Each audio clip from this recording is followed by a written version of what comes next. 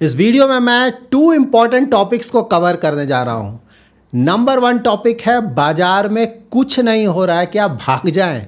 और नंबर 2 है Buffett indicator कि भाई इससे वैल्यूएशंस कैसे पता चलेगा और इसके अनुसार इंडिया का वैल्यूएशन कैसा है, ओवर वैल्यूड है, फेयरली वैल्यूड है या फिर अंडर वैल्यूड है। तो बाजार में कुछ नहीं हो रहा है, भाग जाए, इससे रिलेटेड 2 प्रश्न आप लोग के आए हैं।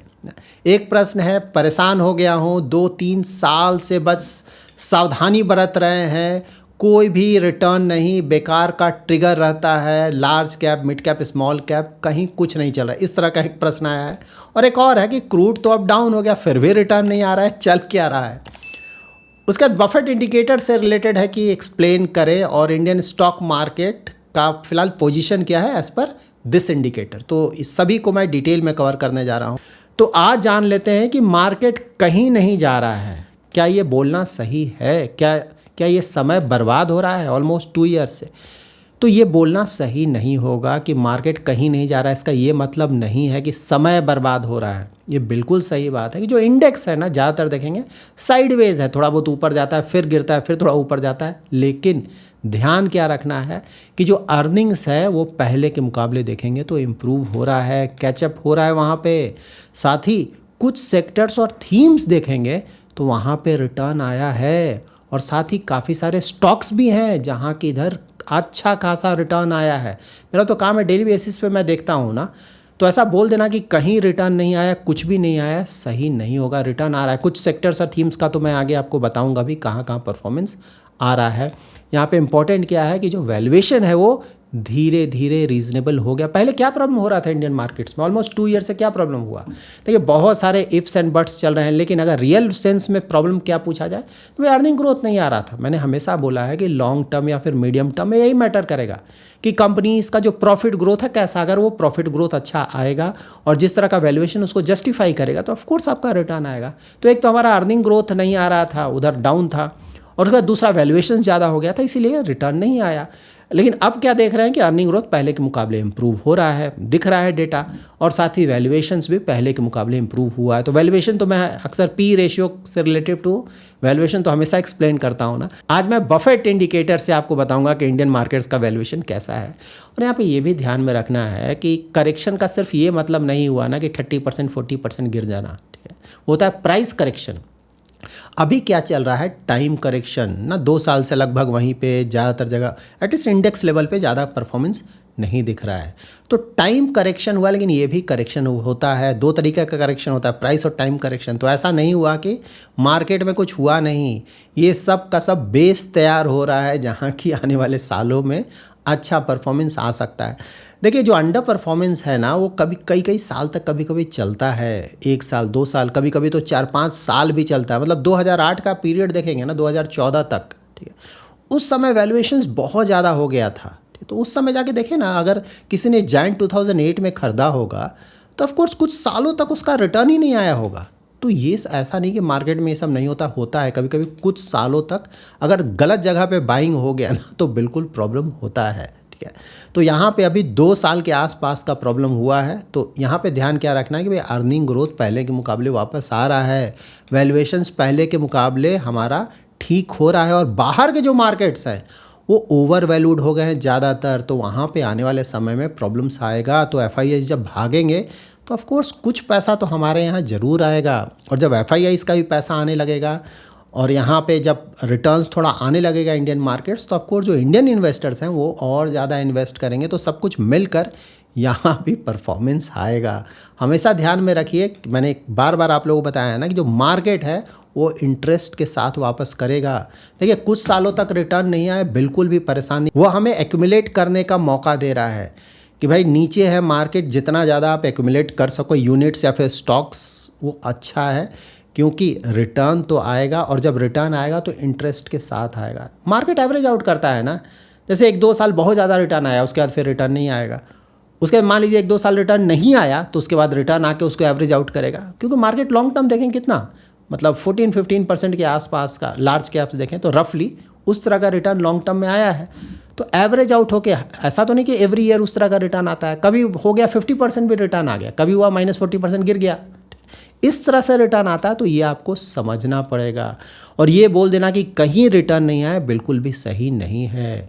कई जगह रिटर्न्स आया है। अगर आपके पास कुछ डिफेंस के स्टॉक्स हैं, पावर इक्विपमेंट के स्टॉक्स हैं ना, कैपिटल गुड्स कहीं कहीं बहुत ज़्यादा रिटर्न आया है, फार्मा में कहीं कहीं रिटर्न आया है, कहीं कहीं एनबीएफसीज में रिटर्न आया है। ऐसा बोलना नहीं है, रिटर्न आ रहा है, कुछ सेक्टर्स थीम्स में रिटर्न आ रहा है, अच्छा खासा रिटर्न आ रहा है, और कुछ स्टॉक्स में बहुत ज़्यादा रिटर्न आ रहा है। इनफैक्ट मेरे पोर्टफोलियोज़ में कुछ स्टॉक्स हैं जहाँ की ओवर वैल्यूएशन हो गया है, तो मैं वहाँ इन्वेस्ट नहीं कर पा रहा हूँ कि भाई ओवर वैल्यूड है, कैसे इन्वेस्ट करूँ, थोड़ा गिरेगा तो मैं करूँगा। तो ये बोलना, हाँ, लेकिन इंडेक्स लेवल पे टोटली अग्री, बहुत जगह कोई खास परफॉर्मेंस देखने को नहीं मिला, लेकिन ये एवरेज आउट कर रहा है ना। एक बार एवरेज आउट हो जाएगा फिर रिटर्न्स आएगा। यहाँ पे बड़ी गलती क्या होगा कि भाई एसआईपी बंद कर देंगे, कुछ नहीं हो रहा है। ऑफकोर्स ये बहुत बड़ी गलती है। पूरा का पूरा कैश में बैठे रहेंगे कि और ज़्यादा गिर जाएगा तो इन्वेस्ट करेंगे, ये भी अजीबोगरीब तरीके का स्ट्रैटेजी है। या पोर्टफोलियो बार बार बदल रहे हैं कि भाई यहाँ रिटर्न नहीं आ रहा है, वो खरीद लिए, वो अच्छा क्वालिटी एक बार खरीद के आइडियली हमें थोड़ा टाइम देना चाहिए, हमेशा ध्यान में रखें। और फोमो, जहाँ पे रिटर्न आ रहा है वहीं पे इन्वेस्ट कर दें।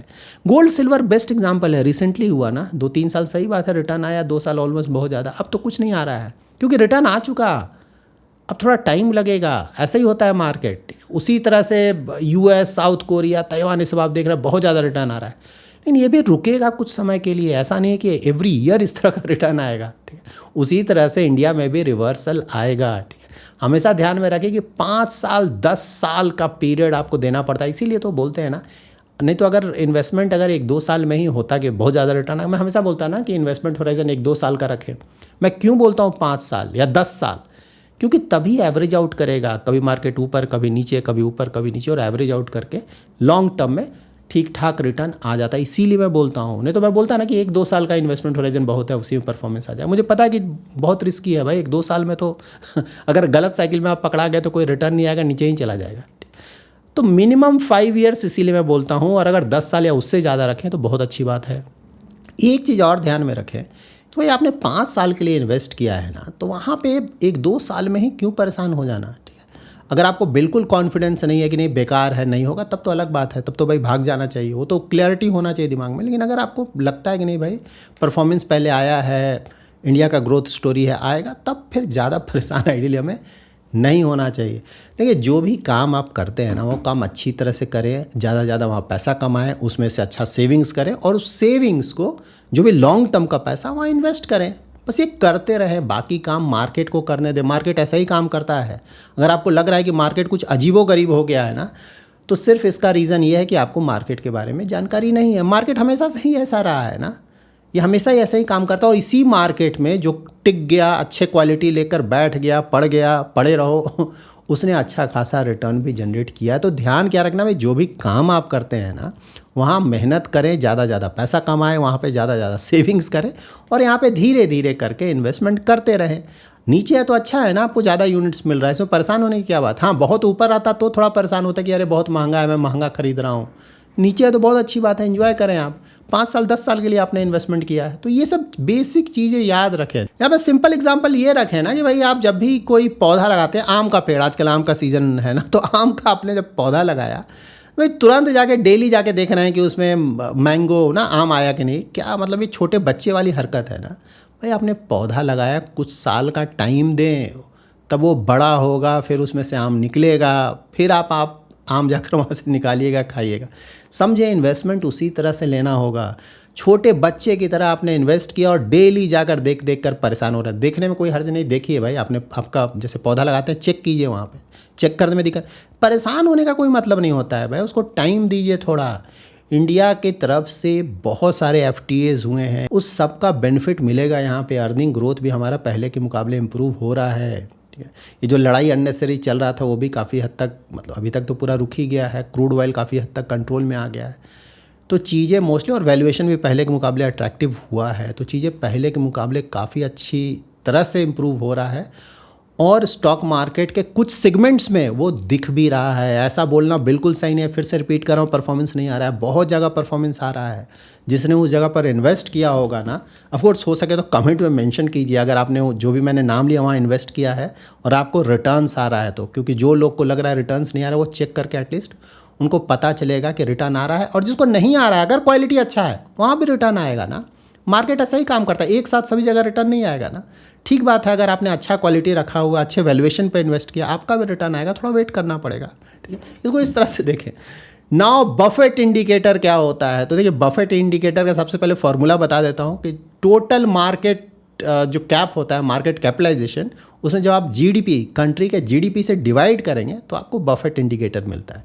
मार्केट कैपिटलाइजेशन क्या हुआ कि भाई जितने भी लिस्टेड कंपनीज हैं उसका टोटल वैल्यू, ठीक है, टोटल मार्केट कैप सबका ऐड कर देंगे तो आपको टोटल मार्केट कैपिटलाइजेशन निकल जाएगा। और जीडीपी तो मैंने कई बार आप लोग बताया, जो एनुअल इकोनॉमिक आउटपुट होता है किसी भी कंट्री का ना, उसको जीडीपी बोलते हैं, तो उसको डिवाइड करेंगे उससे तो आपको मिल जाएगा। यहाँ पे इंडिया का अगर आप देखेंगे ना, बफेट कितना है, बफेट इंडिकेटर, तो 124% के आसपास है। यूएस का कितना है, 232%। मतलब इसी से आपको पता चल रहा है कि यूएस कितना ज़्यादा ओवर वैल्यूड है, सिग्निफिकेंटली ओवर वैल्यूड। यूएस 232% के आसपास रफ फिगर, और इंडिया अबाउट 124%। लेकिन हाँ, इंडिया कहाँ पे है, ये 124% क्या हुआ, ज़्यादा है कम है? तो देखिए इसके लिए आपको जानना ये होगा कि 124% का मतलब ये हुआ कि जब लॉन्ग टर्म एवरेज से आप कंपेयर करेंगे, ठीक है, तो लॉन्ग टर्म एवरेज में 100 to 120% के आसपास जब रहता है बफेट इंडिकेटर इंडिया का, तो फेयरली वैल्यूड के आसपास होता है। जब 120 से ऊपर जाने लगता है तो फिर वो मॉडेस्टली ओवर वैल्यूड होने लगता है। तो फिलहाल स्लाइटली ओवर वैल्यूड हम बोल सकते हैं मार्केट में। यही जब 140, 150% या उससे ऊपर जाने लगेगा तब बोलेंगे कि भाई बहुत ज़्यादा ओवर वैल्यूड है। यस, 150 से भी ऊपर इंडिया में जाता है, ठीक है, जब बहुत ज़्यादा ओवर वैल्यूड। फिलहाल वैसा नहीं है। इंडियन मार्केट्स को ओवरऑल हम बफेट इंडिकेटर के अनुसार स्लाइटली ओवर वैल्यूड या फिर मॉडेस्टली ओवर वैल्यूड बोल सकते हैं। तो यहाँ भी ऐसा कोई मेजर कंसर्न फिलहाल देखने को नहीं मिल रहा है। सो ओवरऑल मैं फिर से बोल रहा हूँ कि अगर लॉन्ग टर्म का इन्वेस्टमेंट होराइजन है तो पड़े रहो, इन्वेस्टमेंट फिलॉसफी ही बेस्ट है। अगर उसको सही से फॉलो किया जाए, अच्छा क्वालिटी लॉन्ग टर्म, तो मोस्टली एवरेज आउट करके हम लॉन्ग टर्म में अच्छे रिटर्न्स मार्केट से एक्सपेक्ट कर सकते हैं। So that's it in this video. अगर आपको ये वीडियो पसंद आया है तो जरूर लाइक एंड शेयर करें। पहली बार हमारे यूट्यूब चैनल पे आ रहे हैं तो चैनल को जरूर सब्सक्राइब करें। Thanks lot for watching.